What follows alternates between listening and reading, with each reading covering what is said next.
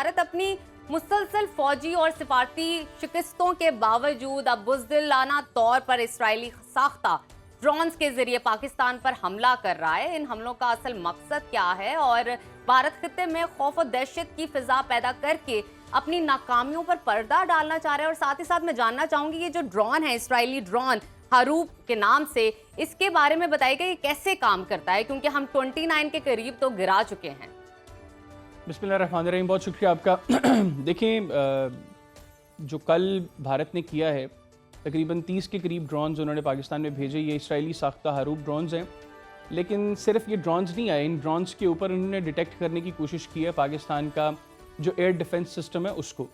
और कल पाकिस्तान के अंदर भी समहाउ थोड़ी सी ये डिबेट हो रही थी कि ये ड्रोन्स जो हैं ये हम लोगों ने शुरू में इंटरसेप्ट क्यों नहीं कर लिए। उसकी दो रीजंस हैं। एक तो ये कि ये जो ड्रोन है ये कोई बहुत एक्सपेंसिव ड्रोन नहीं है, उसके लिए हम अपना कोई महंगा मिसाइल हम छोड़ें उसकी हमें कोई ज़रूरत नहीं है। सेकंड ये कि चूंकि हमारा एयर डिफेंस सिस्टम अगर इस ड्रोन को इंटरसेप्ट करने की कोशिश करता तो इसमें चांसेस थे कि हम अपने एयर डिफेंस सिस्टम को लोकेट करवा देते। दुश्मन कोशिश ये कर रहा था, इन ड्रोन्स को भेजने के दो मकसद थे। एक, पाकिस्तान में पैनिक क्रिएट करना। दूसरा मकसद था कि पाकिस्तान का जो एयर डिफेंस सिस्टम है उसको किसी तरीके से न्यूट्रलाइज करने की कोशिश की जाए, जो कि उनका सिर्फ ख्वाब हो सकता है। पाकिस्तान की जो मिलिट्री, पाकिस्तान की एयरफोर्स, आर्मी, नेवी, वो जिस तरीके से इक्विप्ड है और टेक्निकली भी हम लोगों ने जिस तरह खुद को एडवांस किया है, भारत कभी भी उसको अंदाजा है कि वो हमारा मुकाबला नहीं कर सकता। अच्छा, दूसरा जो मकसद था कि पाकिस्तान में पैनिक क्रिएट किया जाए। देखें, आपने अगर वीडियोस देखी हो कल की जो सर्कुलेट कर रही हैं सोशल मीडिया पर भी, जिधर जिधर ड्रोन गिरा लोग उधर को भागे हैं। लोगों ने खौफ कोई नहीं, खौफ का एलिमेंट आपको पाकिस्तान में दिखाई नहीं दिया होगा। हाँ, लोगों का ये जहन में सवाल जरूर था कि हम इसको इंटरसेप्ट क्यों नहीं कर रहे, लेकिन इंटरसेप्ट ना करने की वजह मैंने आपको पहले बता दी। एक तो ये कि ये ज़्यादा हाइट पे फ्लाई करता है, दूसरा ये कि हम इस छोटे से जो है वो बहुत कीमती भी ड्रोन नहीं है, उसके लिए हम अपने महंगे मिसाइल्स को फायर करते ये भी मुनासिब नहीं था। तो ये जब हमारी रेंज में आए 29 ड्रोन्स को या हम लोगों ने जैम किया या हम लोगों ने उनको शूट करके, जो हमारी मैनुअली जो ऑपरेटेड आर्टिलरी थी हमने उसके साथ उनको शूट करके उनको गिरा दिया। सिर्फ एक ड्रोन है जिसने पार्शियली अपने टारगेट को हिट किया और हमारे 4 जवान जो है उसके अंदर जख्मी, और थोड़ी सी हमारी एक जो मिलिट्री फैसिलिटी है वो थोड़ी सी उसके अंदर उसका इंफ्रास्ट्रक्चर थोड़ा सा डैमेज हुआ है। लेकिन ये जितने ड्रोन्स कल भारत ने भेजे, ये तीसरी जो चीज शो करता है वो उनकी डेस्परेशन शो करता है। उनकी मिलिट्री क्यों कोशिश कर रही है या उनकी एयरफोर्स क्यों कोशिश कर रही है। भारत और इस्राइल का गठजोड़ खुलकर सामने आ चुका है। क्या भारत इस्राइल की तर्ज पर हमला करके जनूबी एशिया में इस्राइली तर्ज की दहशतगर्दी तो नहीं मुसल्लत करना चाहता है? क्या इरादे हैं? अच्छा नजफ, आपके सवाल से पहले मैं थोड़ा सा ये जो पन्नू साहब बात कर रहे थे इसको आगे लेकर चलूंगा। जी जरूर। एक तो जिस तरह उज़ैर ने कहा कि भारत के अंदर जो सबसे बड़ी आज़ादी की तहरीक है वो खालिस्तान की, इसमें कोई शक नहीं है। और सब कॉन्टिनेंट की जो सबसे बड़ी तहरीक है वो तहरीक आज़ादी कश्मीर है, क्योंकि कश्मीर भारत का हिस्सा नहीं है। तो इसलिए उज़ैर ने इस हवाले से तो सही पिन किया कि भारत की जो सबसे बड़ी तहरीक है वो खालिस्तान की, और बड़ा खौफ है भारत को इसका। क्योंकि जिस तरह पन्नू साहब ने बताया कि सिक्स बड़ी तादाद में नफरत करते हैं भारत से भी और भारत की मौजूदा हुकूमत से भी। अगर आप भारत का कॉन्स्टिट्यूशन पढ़ें, उसमें जो हिंदू की डेफिनेशन है उन्होंने सिक्स को भी उसी के अंदर रखा हुआ है। सिख की कोई आइडेंटिटी नहीं है इंडियन कॉन्स्टिट्यूशन के अंदर, उसको उनके सेंसस में हिंदू ही काउंट किया जाता है, एक चीज। दूसरा, जो 1984 के अंदर इंडियन मिलिट्री ने किया सिखों के साथ, जिस तरह गोल्डन टेंपल के ऊपर उन्होंने हमला किया, कल के दिन इंडियन आर्म फोर्सेस ने ननकाना साहब गुरुद्वारे को अटैक करने की कोशिश की। उस वक्त सिखों ने वहां पर जंग लड़ी और भारत की फौज को तिगनी का नाच नचाया 1984 में। कल अल्हम्दुलिल्लाह पाकिस्तान की फोर्सेस ने ननकाना साहब के अंदर जो सिखों की एक बड़ी सीक्रेट जगह है ननकाना साहब, उसकी हिफाजत जो है वो पाकिस्तान की आर्म फोर्सेस ने की है।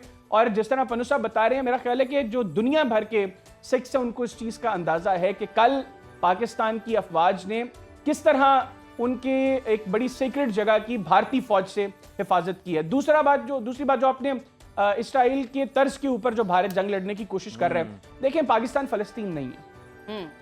पाकिस्तान की आर्म फोर्सेस कितनी कैपेबल हैं यह हमें भी अब बार बार बताने की जरूरत नहीं है, हमने महाज पर बता दिया है। मैं आज की आपको टीआरटी ग्लोबल की एक रिपोर्ट बता रहा हूं, और मतलब टीआरटी ग्लोबल तो पाकिस्तान का इदारा नहीं है। टीआरटी ग्लोबल ये कह रहा है कि अब जो ग्लोबल मिलिट्रीज हैं वो स्टडी करेंगी जो रिसेंट डॉग फाइट पाकिस्तान और भारत की जो एयर फोर्सेस हैं इनके दरमियान हुई है। ये टीआरटी ग्लोबल कह रहे हैं कि global armies will analyze Kashmir dog fight where Pakistan shot down Indian jets including Rafale. और क्यों स्टडी करेंगी ये फर्दर, ये जो आर्टिकल है इसमें वो लिख रही हैं कि दुनिया की बड़ी एयरफोर्सेस इसलिए इसको स्टडी करेंगी कि पाकिस्तान की एयरफोर्स ने जिस पैटर्न पर अपनी एयरफोर्स को ट्रेन किया, अपने शाहीनों को ट्रेन किया है, उस पैटर्न के ऊपर हम अपने लोगों को ट्रेन करें ताकि अपने से नंबर्स के एतबार में जो सुपीरियर एयरफोर्स है उसको शिकस्त दी जा सके और किस तरह अपनी मिलिट्री को नई तरीके से एडवांस किया जा सके। और इसके अंदर फर्दर जो कुछ एलिमेंट्स हैं ना जिनको ये लगता है कि ये हम जो क्लेम्स कर रहे हैं कि हमने भारत के जहाज गिरा दिए हैं, वो फर्दर ये कह रहे हैं कि Pakistan has claim to have downed at least 5 Indian jets. कि पाकिस्तान ने ये क्लेम किया है कि 5 भारतीय जहाज हमने गिराए including 3 Rafales in a battle involving a reported some 30 Pakistani and 70 Indian fighter aircrafts। आप देखें 100 जहाज उस वक्त फिजाओं में थे, 70 भारत के और 30 पाकिस्तान के, तकरीबन 2 गुना से भी ज्यादा। और उसके बाद आगे करते हैं कि BBC Verify says it has authenticated multiple videos that appear to support elements of Pakistan's claim। यानी जो पाकिस्तान क्लेम कर रहा है कि हमने 5 भारतीय जहाज गिराए हैं इंक्लूडिंग 3 राफेल्स, जिनके ऊपर बड़ा गुरूर था, बड़ा इसके ऊपर जोम था भारत की एयरफोर्स को, भारत की हुकूमत को खाक में मिलाया है। 7 मई को हमारे जवानों ने, ये इंटरनेशनल ऑर्गेनाइजेशंस कह रही है, टीआरटी ग्लोबल कह रहा है बीबीसी को कोट करके कि पाकिस्तान का ये जो क्लेम है, मल्टीपल वीडियोस पाकिस्तान की इस क्लेम को सपोर्ट करती हैं। ये को पाकिस्तानी मीडिया बिल्कुल हैदर आप सही कह रहे हैं। ये तो बल्कि जिस तरह से हमारे शाहीनों ने कारनामे सर अंजाम दिए, ये तो वॉर कॉलेजेस में पढ़ाया जाएगा दुनिया की, और इस पर रिसर्च होगी। सॉरी टू कट यू, अभी जो हमने किया है ये हमने अभी अपना 5% भी शो नहीं किया। मुझे अंदाजा है हमारी एयरफोर्स की जो काबिलियत है और हमारे शाहीन, उनके अंदर जो जज्बा है, उनकी जो ट्रेनिंग है, उनकी जो एक्सपर्टीज है, और इस वक्त उनके अंदर जो गुस्सा है, अगर वो मतलब फुली अपनी सारी सलाहियतों को भारत के खिलाफ इस्तेमाल करेंगे तो जनाजा निकाल के रख देंगे इंडियन एयरफोर्स का। और इसमें कोई शक नहीं है। हैदर आप ठीक कह रहे हैं कि पाकिस्तान ने हमेशा जिम्मेदारी का मुजाहरा किया है, और जो भारत की जानिब से हम देखते हैं कि बड़ा फेक सा जोश दिखाया जाता है, उसका हमेशा पाकिस्तान होश से ही जवाब देता है। सिंह साहब, मैं दोबारा आपकी जानिब आऊंगा। हैदर साहब का नुक्ता लेकर बड़ा अहम उन्होंने पॉइंट रेज किया कि जो सिखों का शुमार है वो भी हिंदुओं के खाते में किया जाता है। ये आखिर इसकी वजह क्या है? कौन से हक तलफी हैं जो कि की जाती हैं इस तरह से ये बारीक कार्रवाइयां डाल के? और उज़ैर, आपके तवस्सुत से मैं भी पन्नू साहब से ये सवाल पूछना चाहूंगा कि 1984 में जिस तरह सिखों ने भारतीय फौज को तिगनी का नाच नचाया था और गोल्डन टेम्पल की हिफाजत के लिए अपनी जानें कुर्बान की थी, कल जो पाकिस्तान की आर्मी ने पूरी दुनिया की सिख बरादरी के लिए जो कुछ किया है, इसको अब सिख बरादरी अपने मुस्तकबिल में किस तरह याद करेगी? उसी पर अगर हम बात कर लें तो क्या वजह है कि ये जो ड्रोन्स भेजे गए हैं, इसकी एक रीज़न ये भी हो सकती है कि भारत जो है अपने अब 300 मिलियन के तैयारे जो हैं राफेल, जिन पर बड़ा गरूर है, बड़ा मान है, उसको खो जाने के डर से जनाब वो नहीं भेज रहा, और ये भी खौफ है कि हमारे जो पायलट हैं वो पकड़े जाएंगे, इसलिए ड्रोन्स भेजे जा रहे हैं। अच्छा, एक एलिमेंट ये भी तो हो सकता है उनके पायलट्स तैयार ही ना हो पाकिस्तान का मुकाबला करने के। ये भी पॉसिबिलिटी है। उनको अंदाजा हो गया है। आपको मैं बताऊं कि किस तरीके से हमने डाउन किया उनके राफेल्स। हम लोगों ने कोई रवायती तरीका नहीं अपनाया। जिस वक्त उनके राफेल्स गिरे, उनको तो पता भी नहीं था कि हम लॉक कर चुके थे उनको, क्योंकि भारत, देखिए, वो स्टडी नहीं करते। वो शायद वो कहते हैं ना, झूठ इतना बोलो कि वो सच लगने लगे। वो इंडियन मीडिया ने इतना कुछ झूठ बोला अपनी मिलिट्री को लेकर, अपनी एयरफोर्स को लेकर, अब उनको लगने लगा कि वाकईतन उनकी मिलिट्री और उनकी एयरफोर्स इतनी तगड़ी है। हकीकत क्या है, ये माजी में, मतलब आप गुज़िश्ता 2-2.5 दहाइयां देखें, इन 2-2.5 दहाइयों के अंदर जंग लड़ने का तरीका बड़ा तब्दील हो गया। अब वो पुराने तरीकों की जंगें नहीं होती हैं। अब एयर फोर्सेस का बड़ा कलीदी किरदार है जंगों के अंदर। मिलिट्री एडवांसमेंट जो है वो बहुत उसका रोल है, टेक्नोलॉजी का बहुत किरदार है। ठीक है, हम नंबर्स में कम है भारत से, इसमें तो कोई शक नहीं, हम इसको एक्सेप्ट करते हैं। और हमेशा से रहे हैं नंबर्स में कम, लेकिन जीते हैं अल्हम्दुलिल्लाह। 2019 में जब हमने 27 फरवरी को अभिनंदन का जहाज गिराया, एक SU-30 गिराया, उनको चपेड़े लगाई और उनको अभिनंदन को चाय पिलाकर वापस की, उस वक्त भी उनकी मिलिट्री हमसे ज्यादा थी।